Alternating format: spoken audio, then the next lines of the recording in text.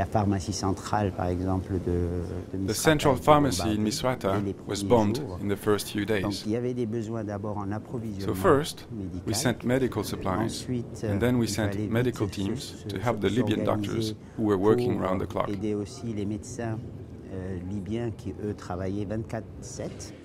At the end of April, overwhelmed by the number of wounded, an MSF team was sent to provide support in 2 of Misrata's hospitals. The doctors arrived by boat from Malta and, despite the security risks, are treating medical and surgical emergencies, trauma cases, as well as reoperating on patients wounded earlier in the conflict. Today, the rebels are in control of most of the town, but attacks continue. Outside the city, closer to the front line, staff working at advanced medical posts stabilise patients before referring them to Misrata's hospitals.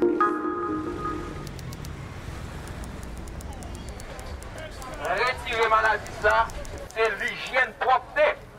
Si nous pas faire l'hygiène propre, choléra spectacle manger nous.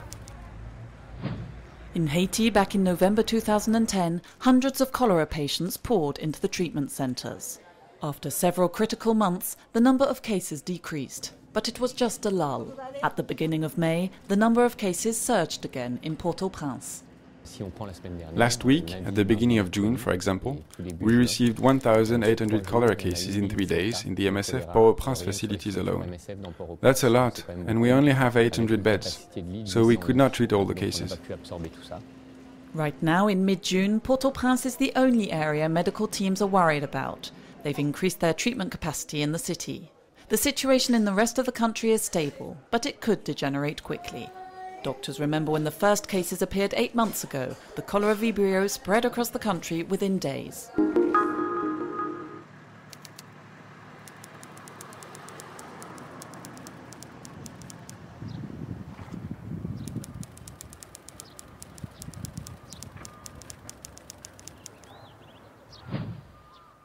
Hundreds of thousands of people lost their homes in the tsunami. Initially housed in overcrowded evacuation centres, they are now gradually being relodged in temporary shelters. The families may have a little more intimacy, but they are more isolated. If you see Minami Sanriku, the whole town is destroyed, and so every sort of business opportunity is gone. So for people, what the future is going to hold, where they're going to get their money from, is a big issue. There's worry about their children.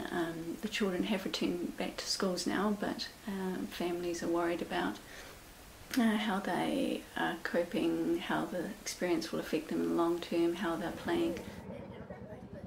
For survivors, the future can be more daunting than the tsunami itself. For Médecins Sans Frontières, psychological care is a priority. Teams are working in 2 prefectures in the northeast.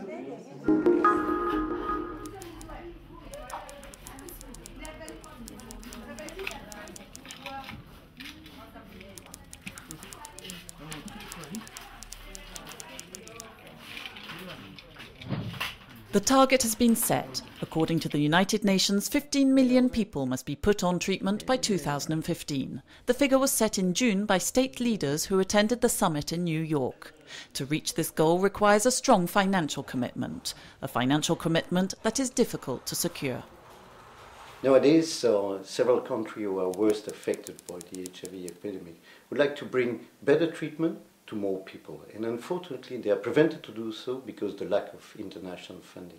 We are halfway now, and I don't understand why suddenly the political commitment is not there anymore. Yet the results are encouraging. Recent studies show that starting treatment earlier reduces the risk of transmission of the virus by more than 90%. The widespread use of treatment could mean an end to the epidemic. It will be impossible, however, to reach the target set without funding, without scientific innovation and without political support. Je vais donc maintenant mettre aux voix la motion de rejet préalable. Qui est pour? Qui est contre? La motion de rejet préalable n'est pas adoptée. Until this year, foreigners presenting a serious health condition were able to obtain a temporary right of residence if treatment was inaccessible in their home country. Under the new law, this has changed. Before, the patient had to have access to treatment in his home country.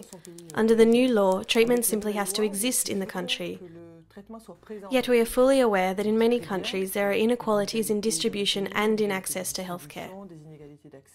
The fact that treatment exists in the country does not mean he or she will have access to it. Basically, patient access to healthcare has been reduced. Sick foreigners represent less than 1% of foreigners living in France. This law will encourage them to live illegally in France, which will mean they stop their treatment, which in turn will present an increased public health risk.